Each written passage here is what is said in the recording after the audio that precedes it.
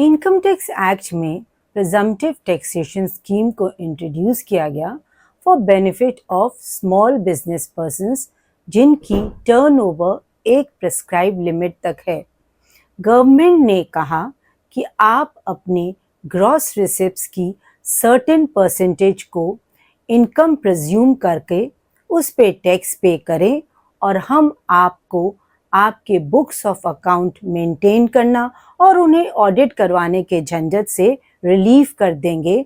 इससे आप अपना ज़्यादा समय अपने बिजनेस पर फोकस कर सकेंगे और उसे ग्रो और एक्सपैंड कर सकेंगे।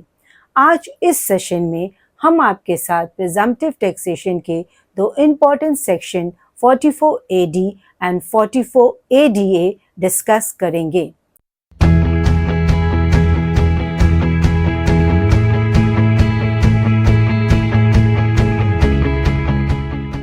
हाय friends, welcome back to my channel. यदि आपने अभी तक मेरा चैनल सब्सक्राइब नहीं किया है तो subscribe my channel and press the bell icon ताकि आपको इस तरह की वैल्यूएबल इंफॉर्मेशंस की नोटिफिकेशंस मिलती रहे। Like the video and share with your friends and relatives in order to create awareness. अब हम आपके साथ डिस्कस करते हैं presumptive taxation scheme for small business persons under section 44AD. Who are the eligible SSE? Eligible SSE is the resident individuals, HUF and firm. यहाँ पर non resident LLP और companies को एक्सक्लूड किया गया है।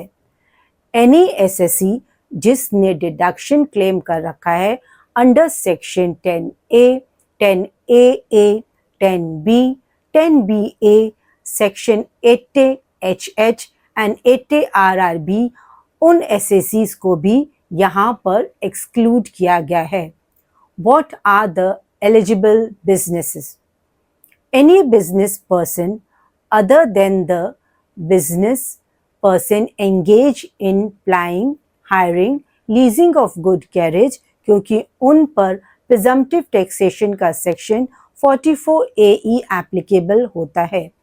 एनी बिजनेस पर्सन जिनकी income commission से, brokerage से या एजेंसी बिजनेस से आ रही है उन्हें भी यहाँ पर एक्सक्लूड किया गया है। What is the prescribed limit of turnover to opt presumptive taxation? किसी भी SSE को presumptive taxation under section 44AD opt करने के लिए उनकी प्रीवियस ईयर में टर्नओवर अप टू 2 करोड़ होनी चाहिए। इस लिमिट को बजट 2023 में 2 करोड़ से बढ़ाकर 3 करोड़ कर दिया गया, which is applicable for financial year 23-24। यहाँ पर एक कंडीशन गवर्नमेंट ने अप्लाई की कि आपको 3 करोड़ की लिमिट जब ही दी जाएगी जब आपकी gross receipt is only up to 5%. Computation of income under section 44AD. Deemed profit is equal to 6% of your gross receipts in case of online transactions, account pay check, account pay bank draft or electronic clearing system, and 8% in any other modes. What are the deductions and expenses which we can claim for presumptive taxation? 44AD में आप कोई भी deduction या expenses under section 30 to 38 claim नहीं कर सकते। आप chapter 6A के डिडक्शन जैसे कि आपके LIC का प्रीमियम, ट्यूशन फीस या कोई भी आपने इन्वेस्टमेंट की है या 80C के डिडक्शंस, ये सभी डिडक्शंस को आप क्लेम कर सकते हैं। इसके अलावा ना तो आपको डिप्रिशिएशन अलाउ है, ना ही एडिशनल डिप्रिशिएशन आपको अलाउ किया जाएगा। Can we opt out of the presumptive taxation? जब भी आप प्रिजम्पटिव टैक्सेशन की scheme under section 44AD opt करते हैं तो आपके लिए वह स्कीम 5 इयर्स के लिए एप्लीकेबल हो जाती है अनटिल एंड अनलेस आपका टर्नओवर 2 करोड़ या 3 करोड़ को एक्सीड नहीं हो जाता। अगर आपका टर्नओवर 2 करोड़ या 3 करोड़ से एक्सीड हो जाता है तो आप प्रिजम्पटिव टैक्सेशन की स्कीम से बाहर हो जाएंगे और आपको फिर अपनी बुक्स ऑफ अकाउंट भी मेंटेन करनी पड़ेगी और उनका ऑडिट करवाना पड़ेगा।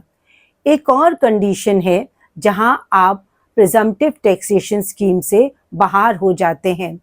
यदि किसी बिजनेस पर्सन को लगता है कि उसकी इनकम 6% या 8% से कम है, अगर वो कम इनकम शो करना चाहता है, इन दैट केस उसे प्रिजम्पटिव टैक्सेशन स्कीम से बाहर किया जाएगा और फिर उसे नेक्स्ट सब्सिक्वेंट असेसमेंट ईयर से, जिस असेसमेंट ईयर्स में उसने अपनी इनकम को लेस शो किया है और उसकी ग्रॉस टोटल इनकम उसकी बेसिक अजम्पशन लिमिट से ज़्यादा है, तो सब्सिक्वेंट असेसमेंट ईयर से वह प्रिजम्पटिव टैक्सेशन स्कीम से बाहर हो जाएगा और फिर 5 साल तक वह दोबारा इस स्कीम को ऑप्ट नहीं कर सकेगा और फिर उसे अपनी बुक्स ऑफ अकाउंट मेंटेन करना और उन्हें ऑडिट करवाना for subsequent assessment year for 5 years उसके लिए मैंडेटरी हो जाएगा। अब हम आपके साथ डिस्कस करेंगे presumptive taxation for professionals under the section 44 ADA. This section is applicable to resident individuals and partnership firm. यहाँ पर नॉन रेसिडेंट इंडिविजुअल्स LLP और कंपनी पे ये सेक्शन एप्लीकेबल नहीं है और उन एसएससी पे भी ये एप्लीकेबल नहीं है जिन्होंने deductions under section 10A, 10AA, 10BA, 10 80HH और 80RRB क्लेम किया है। Now, who are the specified business professionals under section 44AA1 जिन पे presumptive taxation under section 44 ADA applicable है? वो है professionals of accountancy, chartered accountant, company secretary, lawyers, medical professional में जो है technical consultancy, interior decorators, architectures and film artist, ये सभी presumptive taxation under section 44 ADA opt कर सकते हैं।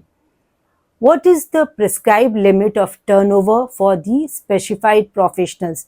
यहाँ पर उनकी टर्नओवर लिमिट है in previous year 50 lakh rupees, जिसे बजट 2023 में 50 लाख से 75 लाख कर दिया गया था विद द कंडीशन कि आपकी gross receipts is only up to 5%.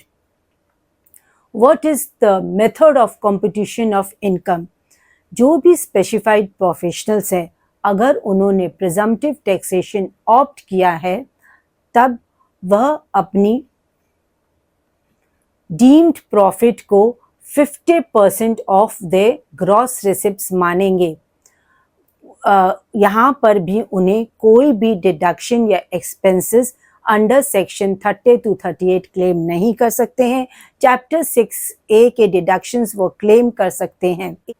अगर आपकी टर्नओवर की लिमिट 50 लाख या 75 लाख को एक्सीड कर जाती है तब आप इस स्कीम से बाहर हो जाएंगे। यदि आपने एक बार प्रिजम्पटिव टैक्सेशन स्कीम को ऑप्ट कर लिया तब आप 5 इयर्स तक उस स्कीम में रहते हैं, प्रोवाइडेड आपकी टर्नओवर की लिमिट 50 लाख या 75 लाख से एक्सीड नहीं हुई हो।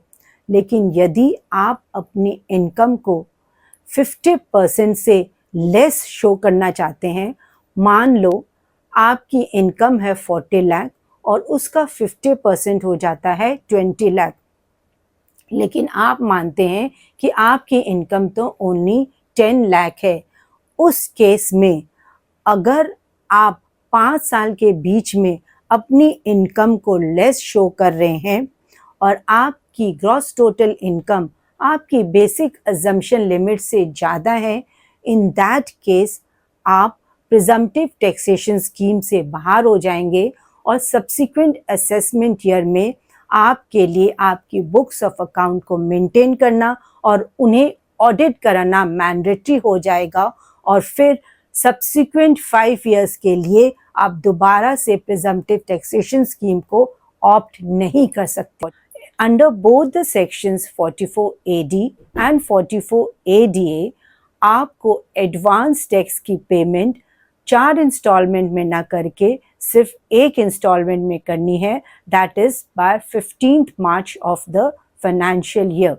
जो भी प्रिजम्पटिव टैक्सेशन की स्कीम ऑप्ट करता है तब उन्हें ITR 4 फाइल करनी होती है। अगर उनकी कैपिटल गेन्स हैं तब वह ITR 3 को भी प्रिजम्पटिव टैक्सेशन ऑप्ट करके फाइल कर सकते हैं। यहाँ पर आपको अपनी बैंक स्टेटमेंट को ज़रूर रेफर करना चाहिए। जो भी आपकी कैश रिसिप्ट्स हैं उस पर आप अंडर सेक्शन 44AD में 8% के हिसाब से डीम्ड प्रॉफिट कैलकुलेट करें और यदि आपकी ऑनलाइन ट्रांजैक्शंस हैं उसमें आप अपनी डीम्ड प्रॉफिट को 6% के हिसाब से कैलकुलेट करें और अंडर सेक्शन 44ADA में आपको अपनी deemed profit 50% of your gross receipts लेनी होती है। यहाँ पर हम आपके लिए एक बहुत इम्पॉर्टेंट ये है कि जो भी आप 6%, 8% या 50% प्रिजम्पटिव टैक्सेशन में अपनी डीम प्रॉफिट शो कर रहे हैं वो आपकी मिनिमम प्रॉफिट है, उससे कम आप शो नहीं कर सकते। लेकिन यदि आपकी प्रॉफिट उससे ज़्यादा है और आप ज़्यादा शो करना चाहते हैं, आप अपनी एक्चुअल प्रॉफिट भी यहाँ पर शो कर सकते हैं। Hope guys, this video has added value to you.